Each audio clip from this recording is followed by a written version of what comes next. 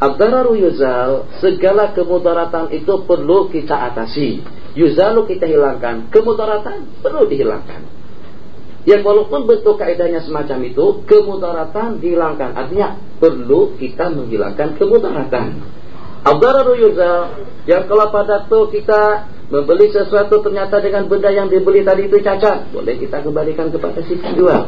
Yang kalau pada tuh ada kawin dengan seorang perempuan, ternyata dia gila, mohon maaf, boleh dengan akad nikah kita batalkan. Suatu dengan seorang wanita, kawin dengan seorang laki-laki yang inin, saya ralat kemarin saya sebut inin, majbub, mansukh dengan khasi. Istilah inin yang impoten, kita sebut dengan mati pucuk. Majbub yang kemarin itu yang tidak punya batang kemaluan, yang tidak mempunyai batang kemaluan namanya majbub. Kemarin saya salah tafsir. Yang tidak mempunyai 2 biji kemaluan itu disebut dengan khasi atau mahsi. Kalau bahasa Indonesia mungkin disebut dikebiri. Apa ada bahasa Malaysia? Kebiri. Dikebiri juga. Itu yang mansu'ul baydatain.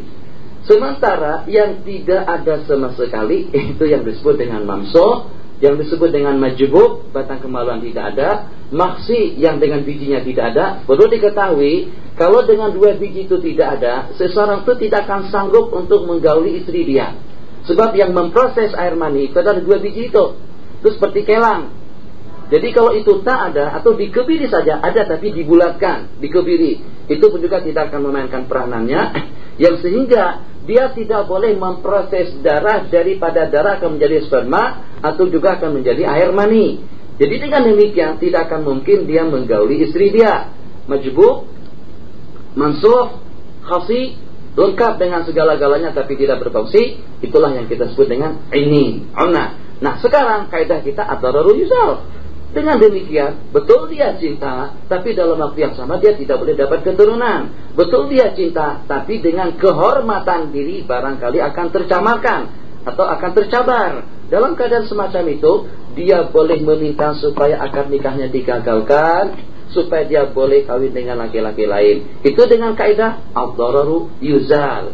Begitu juga halnya, katakan saja misalnya dengan kita merasa keberatan sekali dengan tetangga kita, yang kebetulan dengan tembok rumahnya, yang kebetulan dengan pohon yang ada di samping rumahnya, kelapa sawit, kelapa, pohon kelapa, tinggi sekali. Tapi dengan daunnya, dengan dahannya, dengan buahnya, kalau pada waktu musim salji, kalau pada waktu musim sejuk, atau pada waktu musim runtuh, atau di waktu musim apa saja, yang kalau pada waktu kelapa tadi tua, dia akan gugur, akan luruh. Luruhnya kemana? Ke bumbung rumah kita. Dung, di waktu malam. Itu kita kan mengganggu kita. Kita katakan ad-dararu yuzal, ya imma dengan Anda pindahkan pokok kelapa ini ke tempat lain, kalau boleh dipindahkan, imma dengan Anda kena menebangnya atau juga kena memotongnya. Kenapa? Sebab kita katakan ad-dararu yuzal wala darara wala dirara fil Islam. Ini kaidah ini banyak dan berleluasa sekali, tapi jangan disalahgunakan. Asluha qaulu sallallahu alaihi wasallam, dalilnya la darara wa la dirara, hadis riwayat daripada Imam Malik, riwayat daripada Imam Hakim, riwayat daripada Imam Ibnu Majah. I'lam anna hadhil qaidah yabni 'alaiha, ketahuilah dengan kaidah kita yang keempat, yang bani terbina ke atasnya sejumlah sekian daripada bahagian-bahagian ilmu fikih, bahagian-bahagian hukum fikih, di antara lain ar-raddu bil aib, sudah saya sebutkan, beli. Sekedar mau tanya, sebab banyak dengan kawan-kawan kita di UTM kemana itu saya tengok sudah menggunakan kaset semacam ini. Berapa harganya nih? Ringgit? 300 ringgit saja. Saya kira sudah sampai ribu-ribu. Tahan Pak ya? Sini ada? Di Mesir ada? Beli di Mesir? Di Malaysia? Masih belum ada. Baik. Kenapa ke situ tadi tuh? Ada masalah. Dibeli, ternyata kita cek, kita coba, tak hidup. Mau tamakkan kita tukar, akan kita kembalikan. Mudah sekali dalam Islam. Kemarin saya dapat informasi daripada sahabat kita, daripada Tuan Haji Kamal, mengatakan di Amerika pun yang disebut dengan ar-raddu bil aib itu udah ada. Bukannya setakat dengan ar-raddu bil aib saja, boleh kita mengembalikan barang yang dibeli. Kita dalam dunia Islam tidak ada yang semacam itu. Kita tidak melaksanakan hukum kita tidak melaksanakan undang-undang kita. Kalau seandainya umat Islam melaksanakan undang-undangnya secara elok dan baik tanpa ada undang-undang daripada kerajaan pun, hukum Islam akan tegak.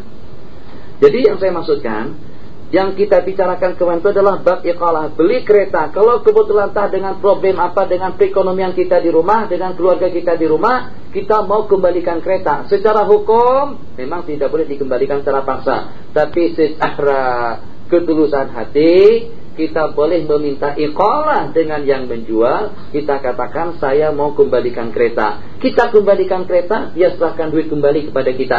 Itu muamalah yang dikatakan ada di Amerika. Beli barang, kemudian entah macam mana pertimbangan kita mau kembalikan lagi tanpa dia tanyakan. Yang penting barang dia masih elok, benda yang dibeli masih bagus, dia akan terima barang dia tadi itu dan akan mengeluarkan duit sepenuhnya tanpa ada potongan. Kita orang Islam dengan resep yang diberikan atau dengan kwitansi yang ditulis di sana al-mabi'u la yuraddu wa la yustabdal. Barang yang dibeli tak boleh dikembalikan dan tak boleh ditukar. Ini dari mana? Ini daripada sistem kapitalis. Bukan Islam yang semacam itu. Kalau rusak boleh dikembalikan. Kalau kita mau tukar warna dipersilakan. Kalau kita mau tukar barang pun juga boleh. Itu ala Islam. Sementara ala ghairil Islam, seperti yang berlaku sekarang ini di negara-negara Islam, hatta Saudi yang melaksanakan syariat Islam pun itu dengan kwitansi pembeliannya atau dengan bukti pembeliannya, dengan resepnya ditulis, tak boleh ditukar dan juga tak boleh dikembalikan. Ma anzalallahu biha min sultan. Satu, mengembalikan barang yang aib. Wa jami' anwa'il khiyar. Khiyar yang dimaksudkan khiyar majlis, khiyar syarat dengan khiyar al-aib. Min ikhtilafil waswil masyrut.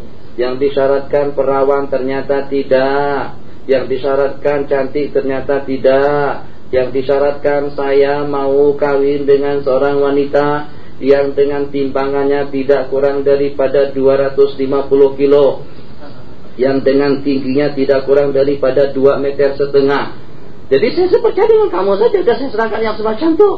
Saya mau kalau di waktu dia masuk ke pintu tuh sampai pintu tuh tak boleh bagikan dia masuk. Terpaksa dia bertunduk dulu, nundukkan kepala, baru dia boleh masuk. Tingginya 3 meter.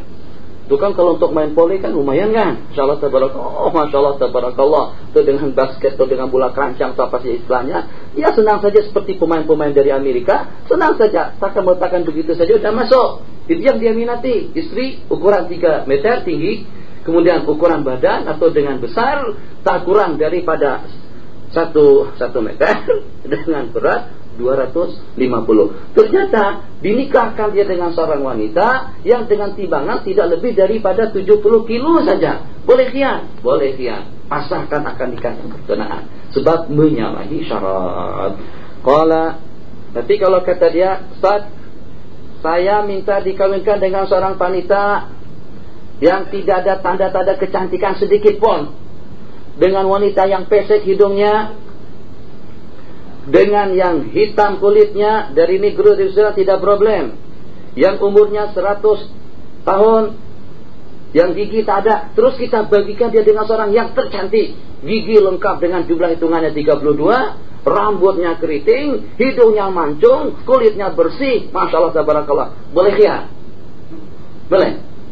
Kalau orang bagi lebih elok daripada yang kita inginkan, kalau orang bagi lebih elok daripada yang kita inginkan, tak boleh khiar. Tapi kalau ternyata dia dengan persyaratannya, saya mau dengan wanita yang pesek, mancung sikit saya tak mau. Kalau boleh carikan yang tak ada hidung misalnya.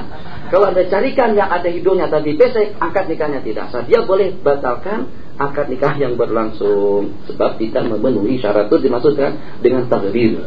Ada juga pendapat ulama mengatakan, kalaulah tertipu semacam itu pun tetap akad nikah tidak boleh digagalkan. Kenapa? Sebab itu ketaksiran daripada kita. Pukul 10 kurang 5, 10 menit lagi. Qala wa iflasil wa ta'zir wa taghrir, tadi tipu menipu. Iflasil mushtari, bengkratnya si pembeli. Wal hajri bi anwa'ihi, hajar itu pencegahan. Jadi maksudnya kita membatasi leluasa seseorang yang memiliki duit dan yang memiliki perniagaan saat ketika dia terutang lebih banyak, saat ketika dengan jumlah hutangnya lebih banyak daripada duit yang dia miliki. Jadi dia sudah bankrupt. Perniagaannya yang beredar 100 juta, hutangnya setengah billion. Jadi dengan keadaan semacam itu, kalau dibiarkan mungkin yang 100 juta itu akan habis. Oke, kalau macam itu dia akan dihajar. Maksudnya akan dicegah daripada tasarruf, akan dicegah daripada leluasa untuk dia berbelanja, untuk dia membeli, hibah dan lain sebagainya. Yang semacam itu disebut dengan mahjur dipalasin. Sementara dengan budak kecil dia tak boleh berleluasa untuk jual dan membeli, itu disebut dengan mahjur dikaunihi sabiyan, dikaunihi safihan. Orang tua tu dah lali, udah nyanyok, yang dengan jual belinya dia tak tahu. Yang kalau pada waktu dia membeli buah apel, harganya ditulis di situ 5 ringgit, dia bayar 500. Ya kalau pada waktu orang beli, jadi misalnya dia jualan, jadi pada waktu itu, Haji, ini berapa? Jadi kata dia, ini sekilo 4 ringgit, yang ini sekilo 5 ringgit. Oke, saya mau sekilo yang ini dengan yang ini. 5 dengan 4 campur 5 campur 4 berarti 9 ringgit jumlah kesumanya. Jadi dengan si dia tadi itu menyerahkan duit 10 ringgit. Sementara dengan si penjual memberikan uang kembali 150 ringgit misalnya. Orang bagikan 10, dia bagikan 100. Itu maknanya dengan seseorang tadi itu sudah menjadi lali atau nyanyo.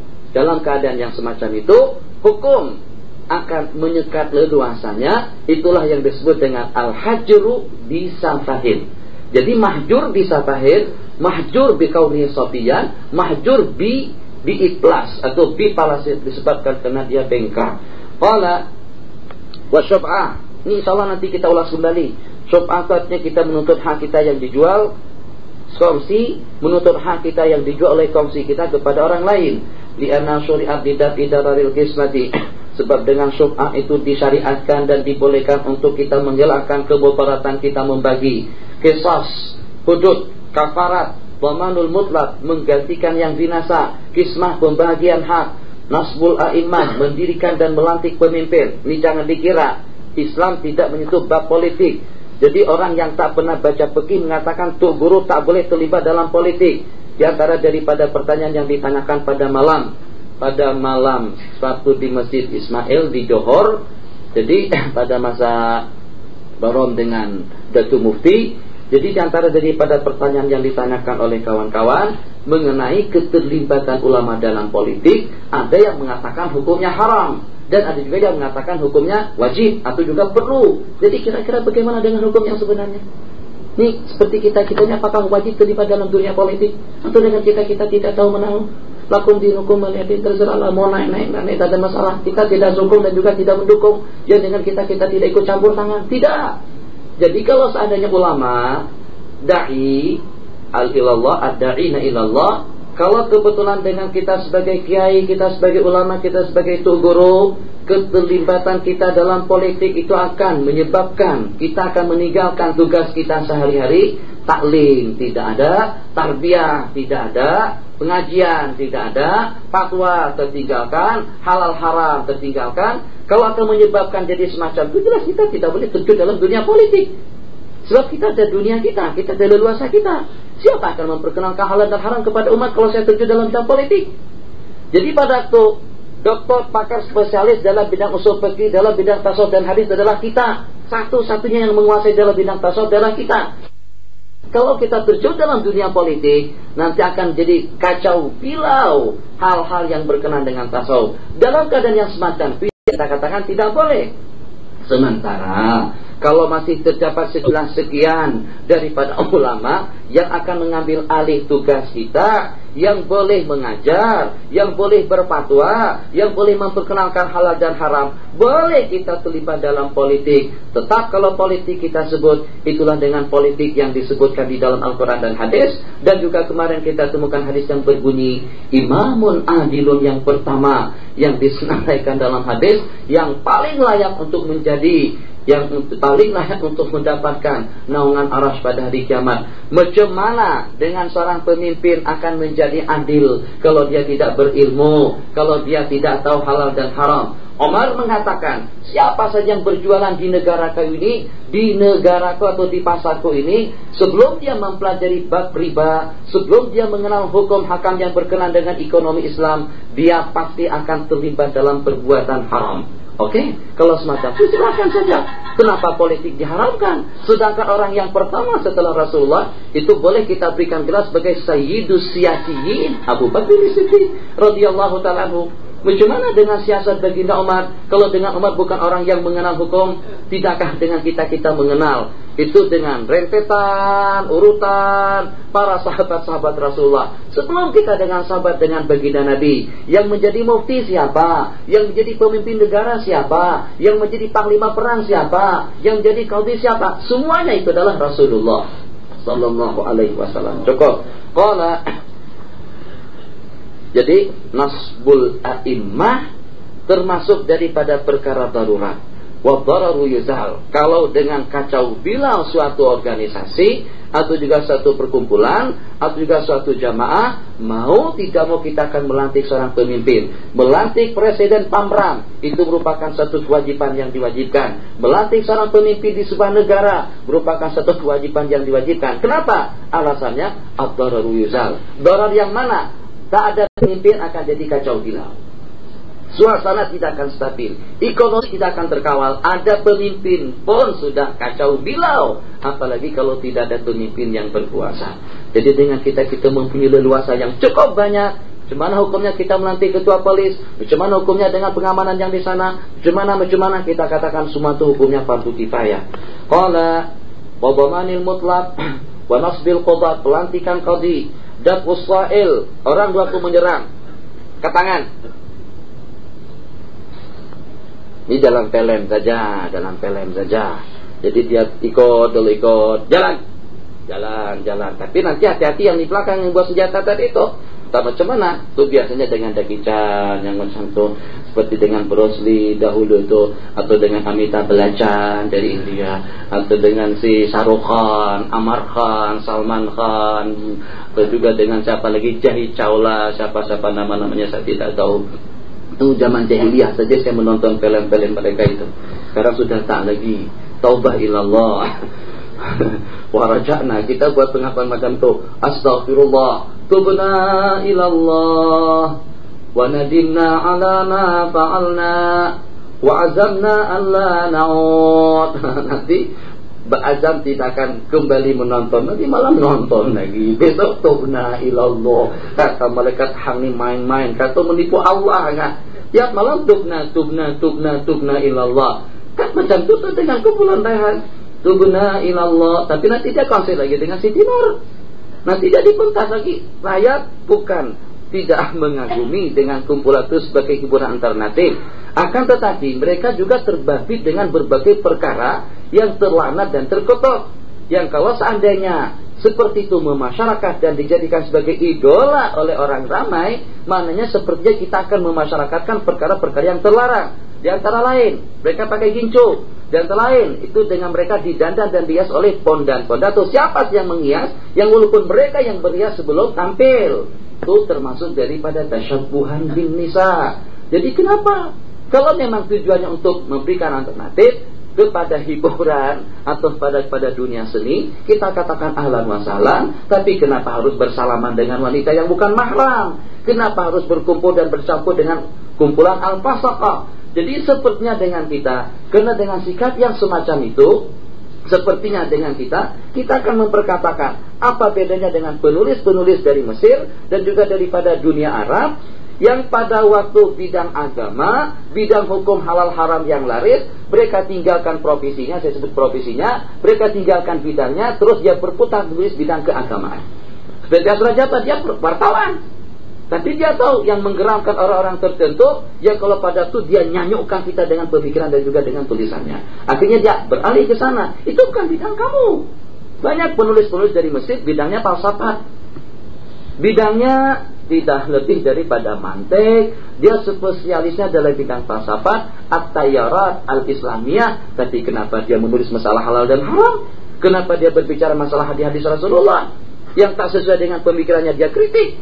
Sebab sekarang yang paling diminati dan yang paling laris dalam dunia perkitaban atau dengan dunia dalam dunia pendidikan itu adalah kitab-kitab, buku-buku yang membahas masalah agama. Tengok saja dan bandingkan saja. Apakah yang lebih ramai dan yang paling banyak diminati kitab-kitab agama, salah kutub ad-diniyah atau dengan kutub al-Afranjiyah, al-Ajnabiyah, as-Sofietiyah, ika akhiri. Tidak, jarang sekali orang membeli kitab-kitab yang semacam itu, kecuali yang memang spesialis di bidang sana. Sementara yang seumpama kita tidak akan pergi ke situ. Kita sesuai dengan bidang kita masing-masing yang tidak membidangi pun minatnya kepada agama. Sekarang ada sahwah Islamiyah, ada kebangkitan Islam yang menurut rahmatan sementara oleh penulis-penulis daripada Timur Tengah. Kebangkitan Islam bukan di Mesir, kebangkitan Islam bukan di Indonesia, kebangkitan Islam bukan di Asia, justru kebangkitan Islam itu ya di Amerika ataupun juga di Eropa. Pengamatan daripada mereka ternyata lebih teliti dan juga lebih mengagumkan. Tapi ala kulli hal, segala-galanya itu dengan waktu. Jadi tak apalah kita berkongsi pengalaman yang sehingga dikatakan, yang pernah dikatakan, seseorang yang baru saja masuk Islam justru kadang-kadang keyakinannya, imannya dengan Allah, keyakinannya dengan Allah lebih mantap daripada seseorang yang dilahirkan dalam beragama Islam. Mempunyai suatu keyakinan yang cukup kental sekali. Jadi apa kira-kira cerita, tata cerita, tak payahlah, waktu sudah habis. Qala wa qitalil musyrikin. Tahu tadi Sa'il? Jadi Sa'il tadi itu ancaman dari belakang, katangan. Lebih kurang saya juga tahu apa yang diajarkan. Engkau. Jadi kalau kebetulan dengan Anda boleh memainkan peranan untuk menjatuhkan senjata dia dan untuk membunuhnya, silahkan saja bunuh pada waktu itu. Kalau tidak, saya bunuh. Jangan macam itu. Ini boleh kita selesaikan secara. Pokoknya jangan bancakan, jangan cakap, diam. Jadi pada waktu itu entah dia lengah atau macam mana, kita tendang senjatanya, terbang, langsung kita ambil, terus kita yang mengancamnya. Bagaimana? Itu namanya Sa'il, orang yang akan menyerang kita. Jadi kalau kita bela diri, kalau seandainya pada waktu dia membela diri, ternyata yang menyerang tadi itu yang mati, dia tidak ada sanksian hukum. Secara Islam tidak boleh dihukum, tidak boleh disiasat, sebab dia menyelamatkan diri. Akhwat, ini penting. Ini yang kita maksudkan. Dan Sa'il, siapa saja orang Arab yang bertujuan jahat dengan akhwat kita atau bertujuan jahat dengan kita, ambilkan bata, ambilkan batu, ambilkan pisau, ambilkan besi, tapi dengan catatan bertahap. Kalau setakat dengan dia hanya setakat mau ambil duit 5 ringgit 5 kupang saja, langsung ambilkan parang panjang, parang bismillah Allahu Akbar, tak boleh. Apa yang mau diambil itu tak sesuai dengan perbuatannya. Tapi kalau memang bertujuan seperti akan merogol, seperti akan memperkosa, dia boleh baling bata, dia boleh guna senjata tajam. Kalau yang akan merogol tadi itu terbunuh, hadarun, damuhu hadarun, arti hadar, tidak ada resiko dan juga tidak ada hukumannya. Sementara kalau dengan si wanita, si yang diserang tadi itu yang mati, dia akan mati syahid. Nabi kita bersabda, man qutila duna malihi fahuwa syahid, wa man qutila duna irdihi, kehormatannya fahuwa syahid, wa man qutila duna nafsihi fahuwa syahid. Yang membela harta, yang membela diri, yang membela kehormatan, kalau terbunuh semuanya mati syahid. Kita ambil kaidah yang pertama. Berhenti, pukul, tambah lagi, tawar lagi sedikit, 7 menit. Ad-darurat tubihul mahdurat. Perkara-perkara darurat. Sudah sampai ke situ tadi tuh. Qitalil musyrikin, bugat pemberontak, diperangi pemberontak. Paskin nikah bil uyub sudah kita sebutkan. Al-Esa disebabkan kena bankrupt.